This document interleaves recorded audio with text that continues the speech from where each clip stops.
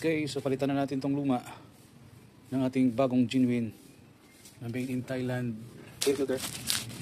Original yung order natin. Tignan natin tong original na bulb sa ating genuine. Original. Yun.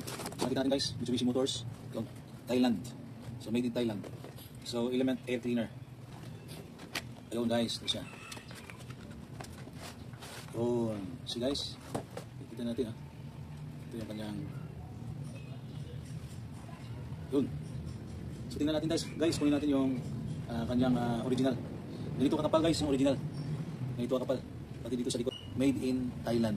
Yun yung habol natin dito.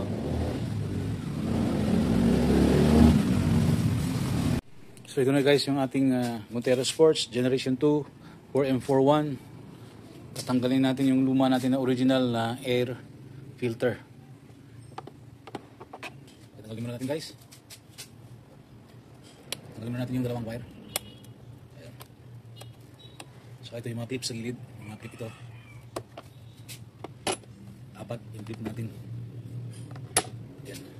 So pwede na natin ito mahila para matanggal yung dati nating original. Ito yung original natin guys. This is 14 years na charcoal. Yan. So dahil kailangan kita natin yung mga tela nito parang natatanggal na. Kaya palitan natin yan ng bago. Okay, so palitan na natin tong luma ng ating bagong genuine na made in Thailand. So makakatipid tayo guys ng fuel dito dahil since bago na ito. Isa sa mga tulong nito ay makakatipid ng fuel. At magpaganda yung performance ng ating sasakyan. Guys, i-install na natin.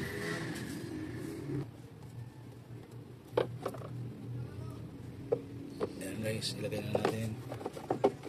Yan, fit na fit siya guys. Ayan, makita natin guys. Fit na fit to siya. Dahil nga, genuine siya, no? Ayan. Alright, so ilagay na natin.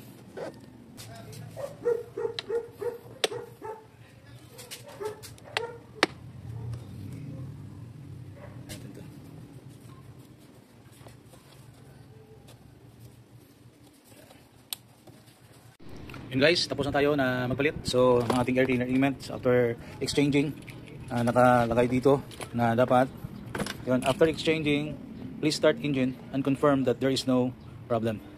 So pag nag-exchange tayo kailangan naka-switch off yung ating engine. So i-start natin ngayon dahil nandoon na yung ating bagong air cleaner element para ma-confirm natin kung okay siya at walang problema.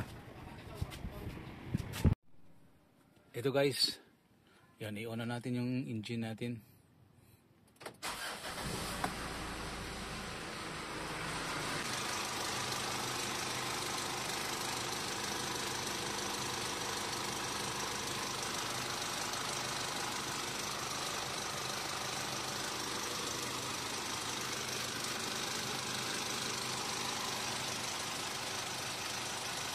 Ayos guys, wala tayong problema.